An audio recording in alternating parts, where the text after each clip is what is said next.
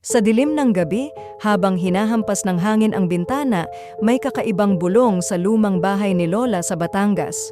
Sabi ng matatanda, huwag maglalakad mag-isa sa pasilyo kapag sumapit ang 12:00. Isang gabi, bumisita ako sa bahay. Ang sahig, umuugong sa bawat hakbang ko. Biglang may malamig na hangin na dumaan, tila may humihip sa likod ko. Akala ko guni-guni lang, hanggang sa may narinig akong mahihinang yabag mula sa itaas ng hagdan. Dahan-dahan akong umakyat, bawat baitang ay may kasamang tunog ng paghingal at mahihinang iyak na parang may nagdadalamhati. Sa dulo ng pasilyo, may pintuan na matagal nang hindi nabubuksan.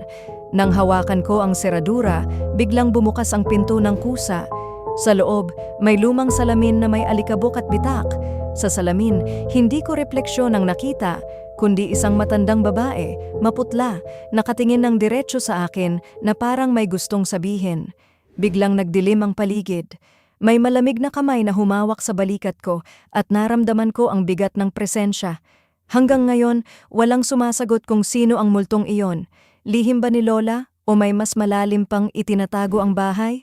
Ikaw, tatapusin mo ba ang kwento o lalayo ka na lang?